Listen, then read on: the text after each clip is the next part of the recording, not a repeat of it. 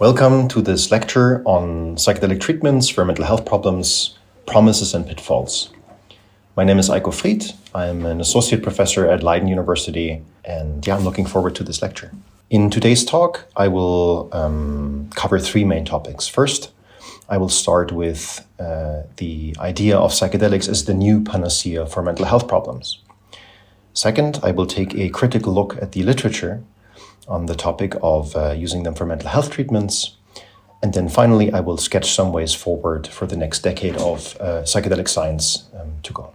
The talk, unlike some of my other talks, is indicated not specifically for researchers, but I really wanted to give a lecture for a broader audience. This includes journalists, funders, policymakers, clinicians, patients, training institutes, and also hopefully researchers, for example, editors or reviewers of papers for psychedelic science. Let's start with the urgency here. Mental health problems are prevalent, debilitating, and costly. They affect many people in the world. Depressive disorders affect around 300 million people worldwide at the moment. And while gold standard treatments do work, they don't necessarily work as well as we would want them to work.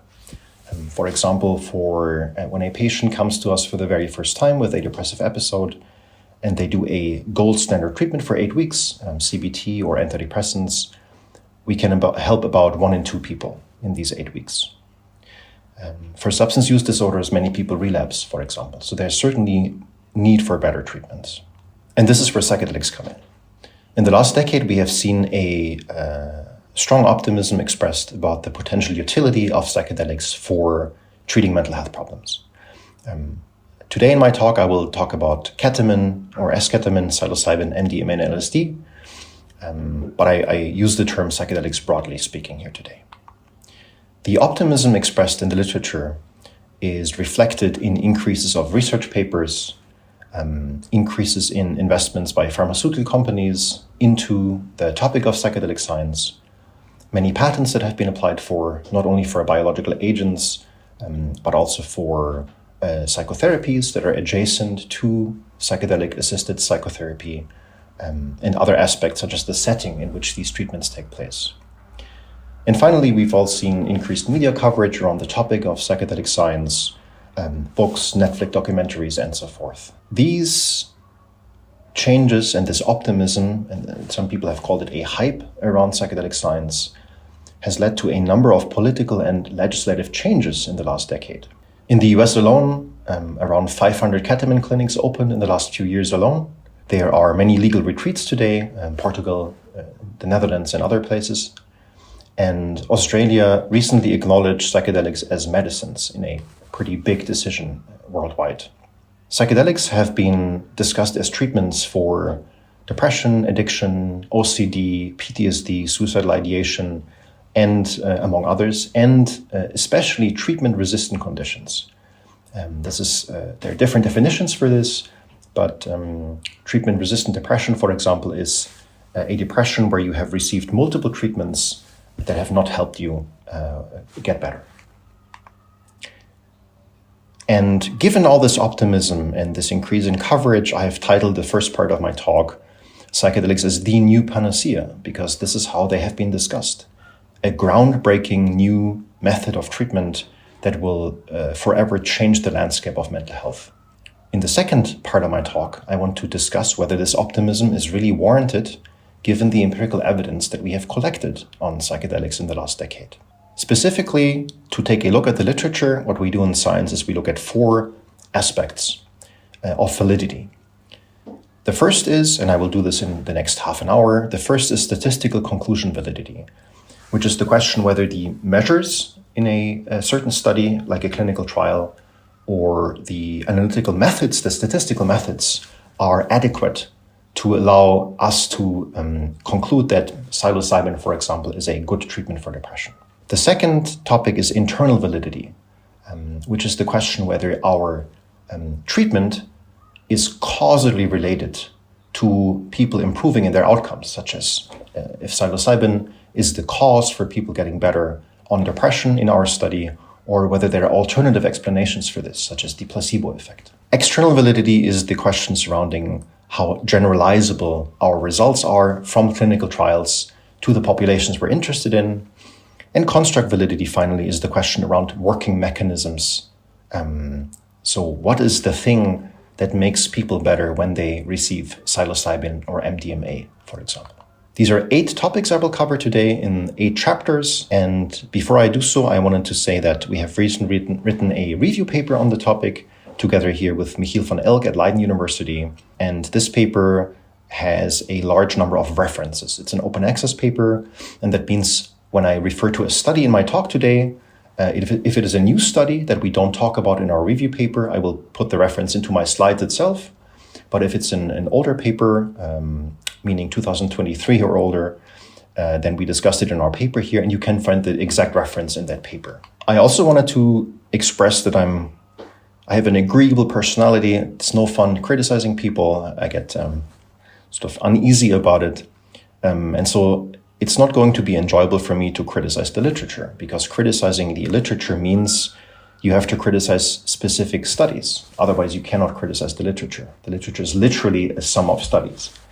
And so I just wanted to stress up front that I don't know many of the authors that I'm going to be talking about. And I think it's fair to assume that for any individual paper I criticize, the authors made honest mistakes rather than, having been malicious or anything like that.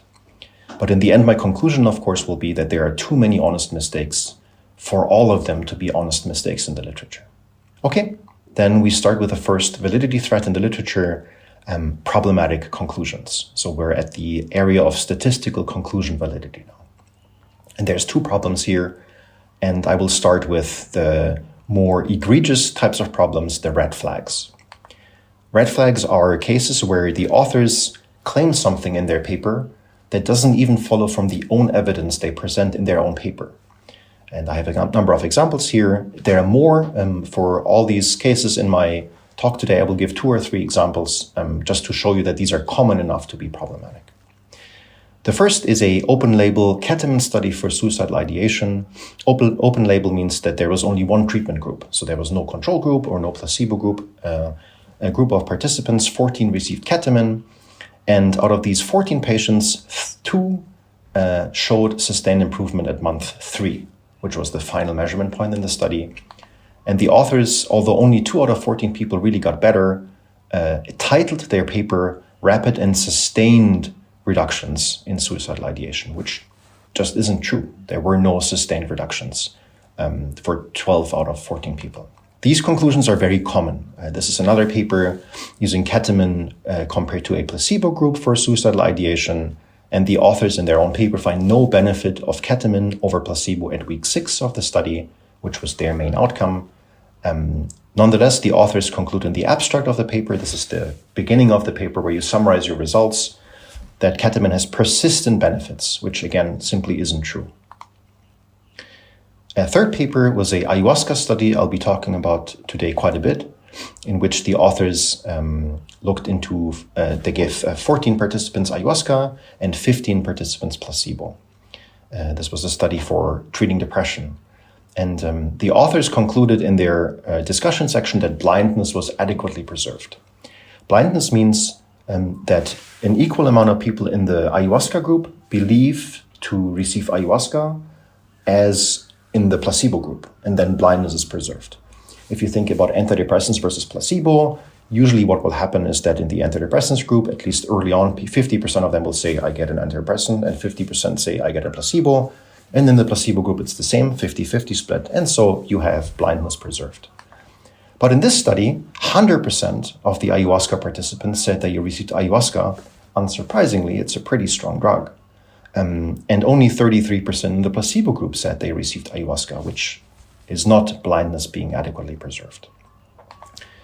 Even more problematic, the authors conclude in their study that they show evidence for the safety of psychedelics when 4 out of 14 participants in their study had to be hospitalized for at least 1 week after taking ayahuasca. The second tier of challenges here are not red flags, but situations where we have questions left that leads me not to fully trust the results of a scientific paper. Often this is related to a lack of transparency. I'm going to give you 2 examples or 3 examples here. The first is a psilocybin trial for treatment-resistant depression, which I introduced before. And now you need to know that clinical trials need to be registered on a website, a US website called clinicaltrials.gov. And on this website, authors need to disclose a number of things. For example, what particular measurement instrument will I use for measuring improvement in depression or other conditions? And then what is my primary exit time point? So when do I want to reassess depression after the baseline? Then people get treatment. And then when do I measure depression again? And usually it's something like 3 weeks, 5 weeks, 6 weeks. But in this particular study here, the authors registered as an outcome time point up to 12 weeks. And that's very suboptimal because it gives them now the flexibility to analyze their data at week 2, week 4, week 5, week 7, week 11, and so forth. And nothing stops them from sort of going through this statistically and only reporting the result that fits their hypothesis best in the paper itself. Now, I have no evidence, of course, they did this. This is not the point of the talk today. The point is that this lack of transparency is problematic if it occurs in a literature, and things like this happen all the time, unfortunately, in psychedelic science. Second example, ketamine for depression study, where the authors performed what is called outcome switching. So on clinicaltrials.gov, you have a primary outcome, the one measurement tool that you will use to draw your core conclusion. Does ketamine outperform placebo for depression, for example? Then you also have secondary outcomes, such as quality of life, impairment of functioning, other things we're interested in. And in this particular study, the authors took, after they started collecting data, a year after they started collecting data, they took a secondary outcome and sort of upgraded it to the primary outcome and moved a primary outcome to the secondary outcome. Again, I have no evidence, and again, this isn't the point, to say they did this with malicious intent or with nefarious purpose, but it certainly doesn't look good because they could have, given that they had collected the data already, looked what analysis worked best and then reported the ones that did better. They also did not report the 2 weeks outcome reported on clinicaltrials.gov. They reported another time point, which is also very suboptimal. Finally, this is a third paper, just as an example, that outcome switching happens in this literature very, very repeatedly, unfortunately. Stepping back, what are things to keep an eye on in this literature when it comes to these problematic inferences? Keep an eye on outcome switching, again, common in this and other literatures. Keep an eye on flexible registrations up to 12 weeks, up to 3 months. And keep an eye on changes to registrations after data are collected or after data are starting being collected. And for my colleagues in journalism here, you can do that yourself. Every clinical trial paper has a clinical trial identifier that must be in the paper. You can click on this and then you get to clinicaltrials.gov. And whenever authors of a registry edit their registration, you can see that there's sort of a track changes function. And that is why, that is how we who do these investigations find these problems in these studies, because you can simply see that authors a year after data collection removed an outcome, things like this. Summary for this first problem, for any individual paper, let's assume Hanlon's law, or sort of the British say cock up before conspiracy, it's very likely that people just make it on an honest mistake. But for this whole literature, there are too many honest mistakes for all of them to be honest mistakes. And you see a collection or a increase of these honest mistakes when studies have conflicts of interest, which is the next topic I want to talk about.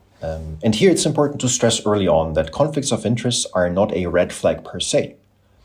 My father, for example, survived leukemia, and I doubt this would have been possible without the pharmaceutical industry sponsoring some studies on developing medications for leukemia. These sponsorships can be important for scientific or medical discoveries. But it is at least equally important to stress that when we research how conflicts of interest are expressed in the literature, we do find that studies with conflicts of interest are around 5 times more likely to find positive results for a given drug than industry-independent studies, which is a problem, of course. In the case of psychedelics, we need to be particularly vigilant, given that there's a very large market opening up at the moment, with many patents and so forth, and given the frequency of conflicts of interest in the literature, where many papers have COI. I'm going to give you an example for this using a recent esketamine paper on depression. This was an expert opinion paper, which are papers that are not systematic analyses or meta-analyses, but sort of provide a narrative on a certain topic.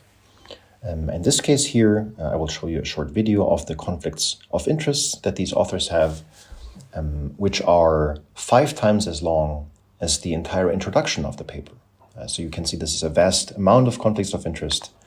In this case, 19 out of 25 authors have a conflict of interest. So it is written basically by industry experts. And some of these authors actually hold literal patents on using esketamine for treating depression. That means they stand to gain a lot of financial benefits if they spin this paper positively. And again, I'm not saying they did do that. I'm saying it is a problem when nearly everybody on an expert opinion paper has financial COI to the pharma industry. As a client or a clinician, I would much rather have a paper written by industry independent experts who are neutral. Another example is a paper I found quite recently where the first author doesn't have conflicts of interest. It's a paper on psilocybin for cancer. And because this is rather rare, I got curious and I Googled the author. And it turns out the author is the CEO of a company selling psilocybin treatments for cancer. So of course they have a severe conflict of interest. They're marketing a product in their paper.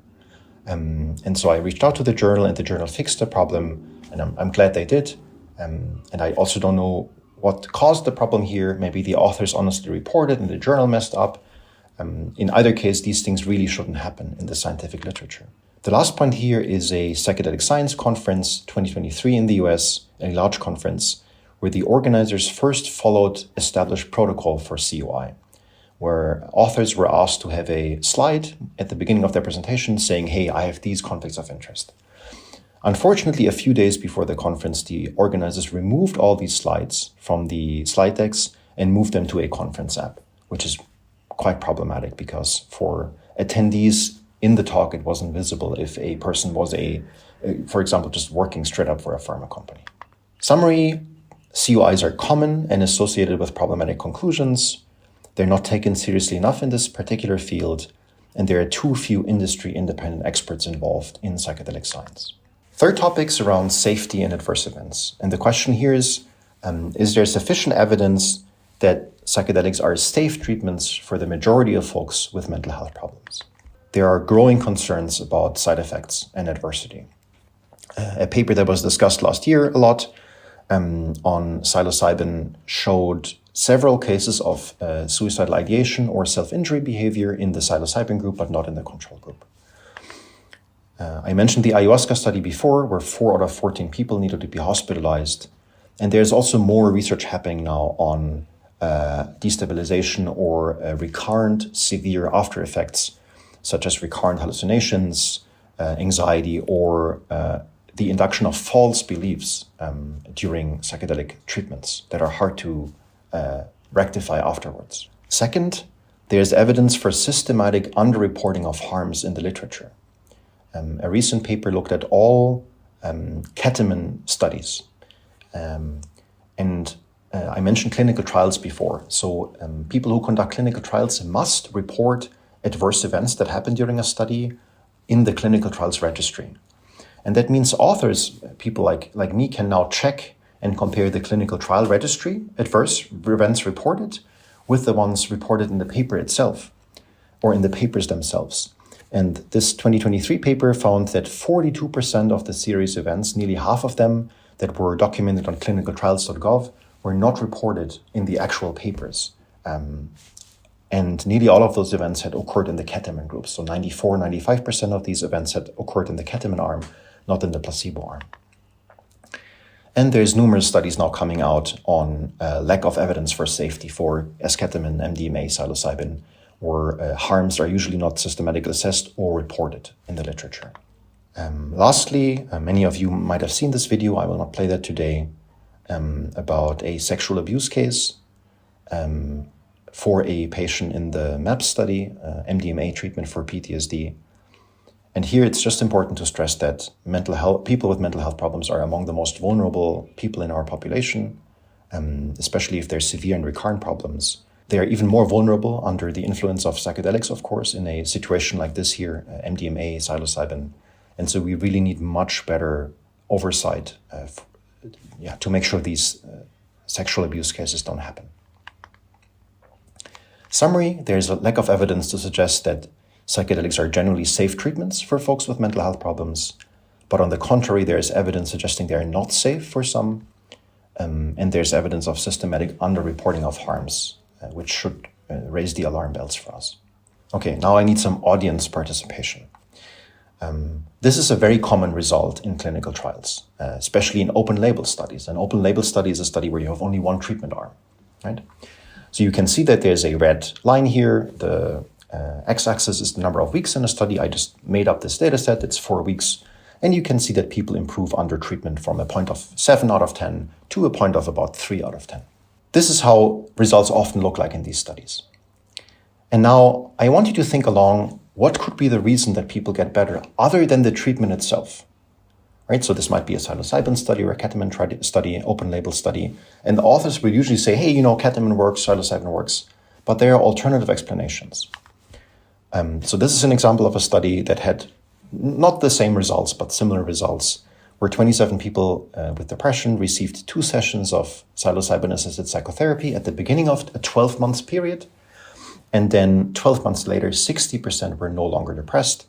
And the authors concluded causally that psilocybin-assisted therapy is the reason that they were no longer depressed.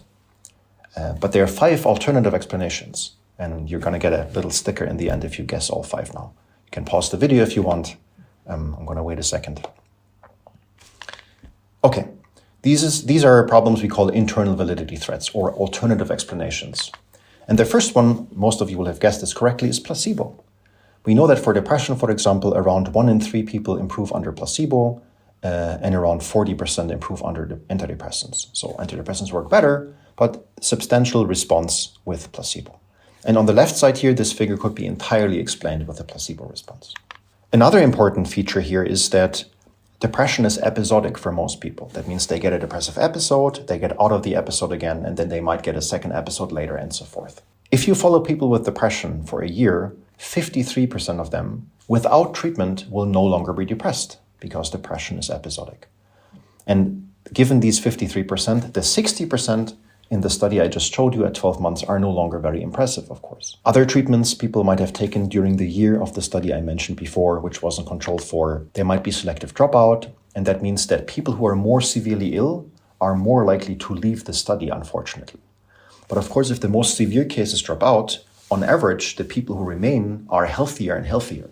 And that is why you can see, or how you can get a pattern, as I show here in my slide. And then regression to the mean is the last one I will not discuss today. And if you got all 5 correctly, there's your sun sticker for you. Now, even more interesting, how can we explain differences that we find in a randomized controlled trial away? What are alternative explanations in an RCT to the author's explanation that we usually see that the treatment arm improves better than the control arm because the treatment works better? And there's many alternative explanations. I will focus only on one today, breaking the blind, because it is the most severe problem for psychedelic science. There are 3 angles here.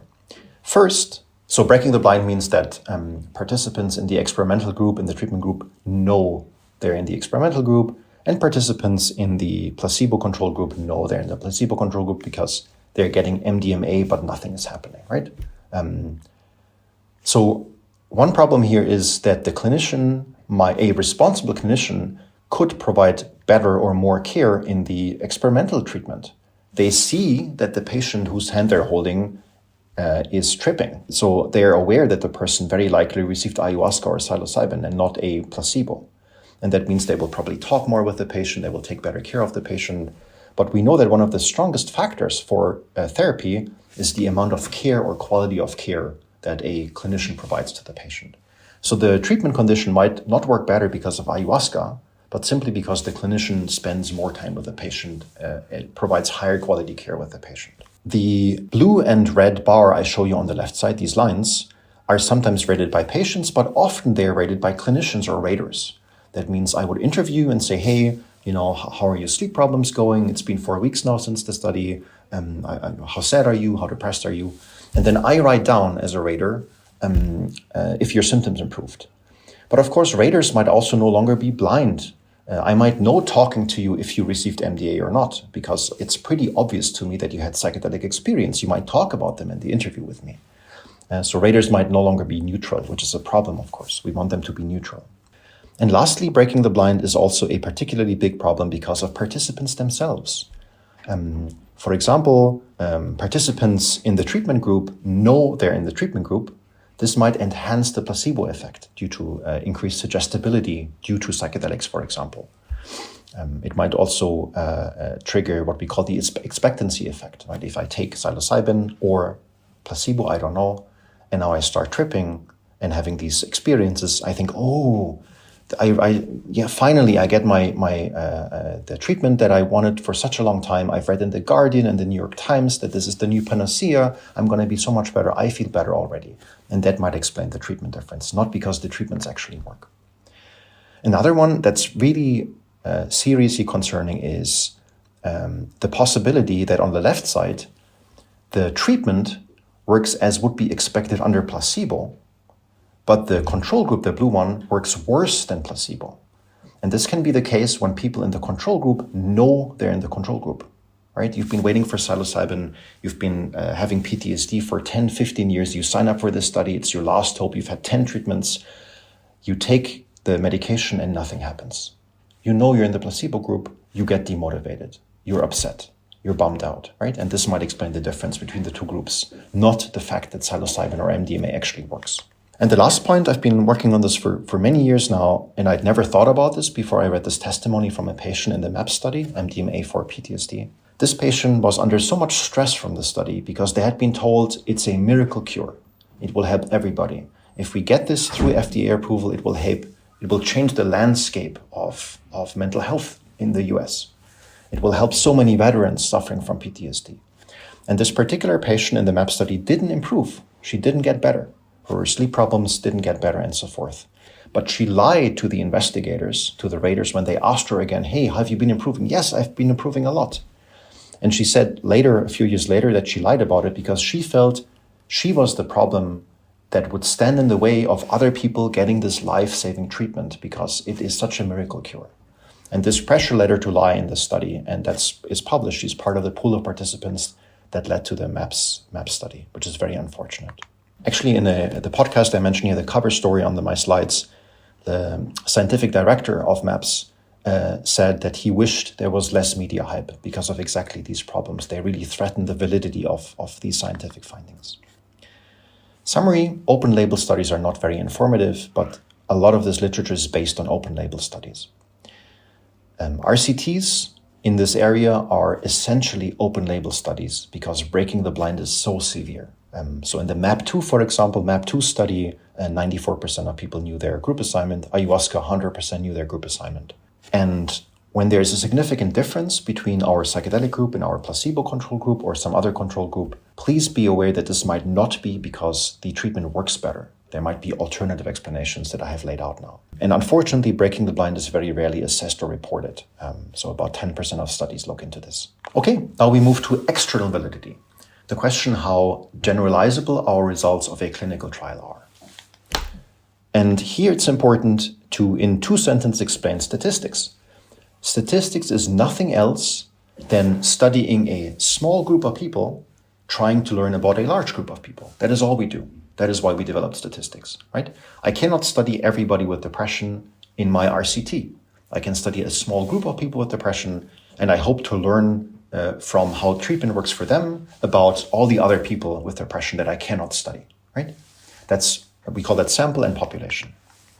Now, if you would see a poll at the moment about who people will vote for in terms of the new US president, for example, and this poll had 50 participants, you wouldn't trust the results of the poll. You wouldn't bet money on who will be the next president based on a poll of 50 people because it would be uninformative.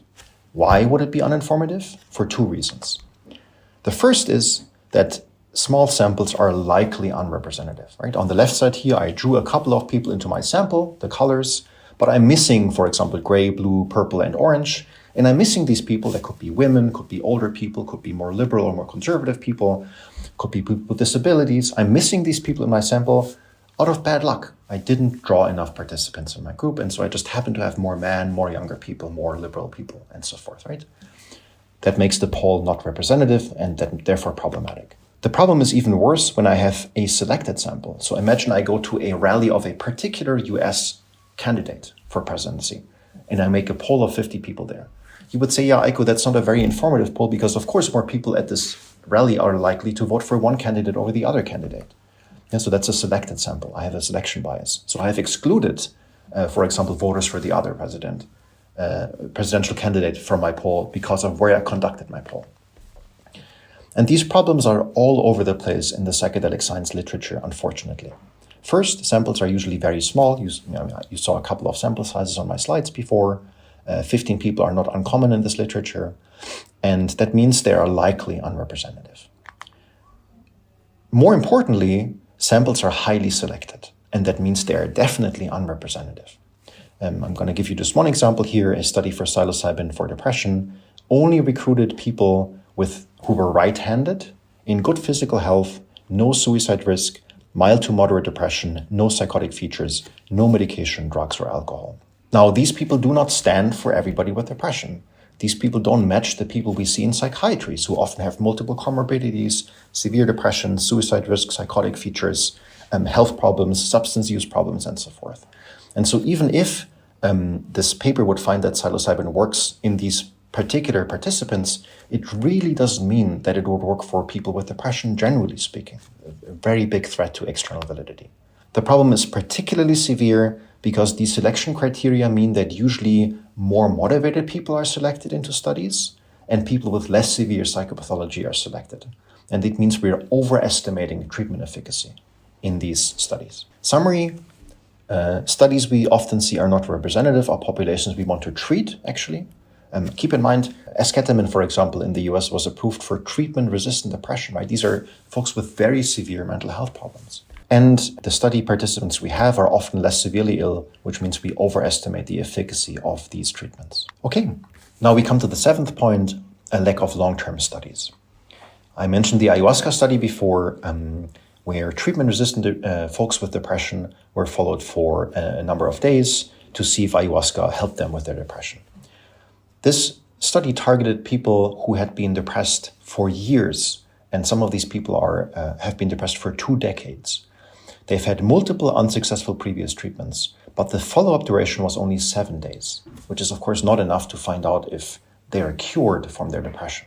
Bigger studies have shown that most esketamine studies only follow folks for a couple of hours or days, and very rarely more than a couple of weeks or months. Even after ketamine had been approved by the FDA for treatment-resistant depression, studies have looked at this now and find that long-term efficacy still remains to be investigated, which should be done before you approve a medication, not after. This is particularly odd given that these substances are marketed for treatment-resistant populations, where a longer-term follow-up seems necessary, of course, because we want to see if it actually cures their problems. Professor Russell, a leading professor on psychedelics in Australia, said recently that these treatments are not well established. We've got no data on long-term outcomes at all, so that worries me a lot, which is the same concern I have. In summary, most studies demonstrate at best short-term symptom relief, and that's important to investigate. And if we can stop suicidal ideation for a few days in very severe acute cases in psychiatries, then I would be happy for ketamine to be a treatment for that. But that doesn't make it a treatment for depression, for example, right? We need to distinguish short-term symptom relief from curing mental health problems, which is the goal we have here. The final topic is working mechanisms, which relates to construct validity. So what is the thing that actually helps people getting better? And there's speculation in this field of psychedelic science. I will not go into these ideas here because they're very speculative at the moment, but I do want to talk about a topic we haven't touched on in this lecture, which is the psychotherapy part in psychedelics-assisted psychotherapy, PAP. So the second P in PAP. This is important because it is pretty universally agreed that psilocybin or MDMA themselves will not be groundbreaking, but together with psychotherapy, they have huge potential. Right? So let's look at the psychotherapy component. First, it is noteworthy that it is dramatically under-researched. Very few studies actually investigate the nature of the psychotherapy component. And if you were to get psychedelic-assisted psychotherapy today in the places where this is already legal, you could get a therapist who is emotion-focused or a psychoanalyst. You could get somebody who does transpersonal treatment or existential treatment. And if you participated in the MAPS study, where they did psychedelic-assisted psychotherapy for PTSD using MDMA, you could have received any therapist, shamans, people doing voice dialogue, people doing photosynthesis, which not even I know what that actually is, Hakomi, holotropic breathwork, and so forth. So there were no rules, basically. Everything was allowed according to MAPS. This is a really big problem for research, because how can you interpret the MAPS study where, 20, 30, 40, 50 people received psychedelics-assisted psychotherapy if all of them received a different therapy component in the psychotherapy part? It is also really worrying that there is no required professional minimum standards at all for providing these treatments at the moment, which is a danger to clients, in my opinion. Right? So we need minimal professional standards here. Summary, there's a lack of robust evidence for any theorized working mechanisms, and many of these working mechanisms that you see in the literature, global brain integration, for example, they're really just stories. There's no evidence for that at the moment. Okay, we come to the last and shortest part, sort of concluding, putting everything together. The validity threats I talked about today, external validity, construct validity, and so forth, are really severe issues when they occur in isolation, right? So if a clinical trial has only one problem, a small, unrepresentative sample, that is a big problem for learning about the population I want to learn about. But in psychedelic science, in nearly all studies, many problems come together. I provide a list on my slide, right? This is very common. You have the breaking blind in the small sample, a lack of transparency, expectancy, in fact, and so forth. And that makes these studies largely uninterpretable. There's very little we can learn here, given these massive threats in most studies. And then people counter often and say, hey, Aiko, but aren't those threats also there in other literatures? Pharmacotherapy, such as antidepressants, psychotherapies, such as CBT. Yes, they are. And that's a really big problem. But we know that these things matter because we've studied them for many decades. These validity threats aren't new. They're all very well understood. There's many textbooks. Every bachelor student that I teach about clinical trials knows all these threats and will take them seriously. And that's why I find it disheartening to see these problems occur in psychedelic science when we know better today. And that's why the paper that Michiel and I wrote on the topic is called History Repeating, because it's just the same thing over and over again. So we owe it to people with severe mental health problems to take psychedelics seriously, which is why I don't want to call for a moratorium to stop psychedelic science. I don't think we should do that, because there's a good chance that psychedelics may help some people get better, right? More than other treatments, perhaps even. But we have to find out who these people are we can help, and that requires better studies. So the first way in which I want to do this is by more thoroughly vetting psychedelic science. Just because a paper is published doesn't mean it's thorough science or robust science, right? And so in our paper, we have a checklist for you, anybody who's watching this, journalists, funders, policymakers, clients, training institutes. You can use this checklist, you can go through it carefully, and you can see, does the study have a control group? Why is that a problem if it doesn't? Is there selection bias? How long is the study duration? And so forth, right? And you can take this aligned with the lecture I gave today and see how big the problems in the study are. No study will have no problems. That's not how science works, of course, right? Science is putting together many studies to learn something. But if a single study ticks 8 of these 10 boxes here in terms of problems, well, I probably wouldn't interpret the study. And as a journalist, I probably wouldn't cover it because we really can't learn anything from it. Second, we really need to start to listen to the evidence. This is a pretty egregious story, I think, from Australia. Many of you will know that psychedelics have been approved as medicines there, but too few people are aware of what happened exactly. So the TGA is like the Australians' FDA. It's the agency that gets to approve medication. And they did the right thing. They asked an independent expert panel. Independent means they have no industry funding, they have no pharma ties. They asked them to look at all the evidence and write a scientific report whether psychedelics should be approved as medicines or not. And The independent experts wrote a report saying psychedelics should not be approved as medicines because there's concerns around safety, clinical trials are problematic in this area, small samples are too small, all the points I listed today.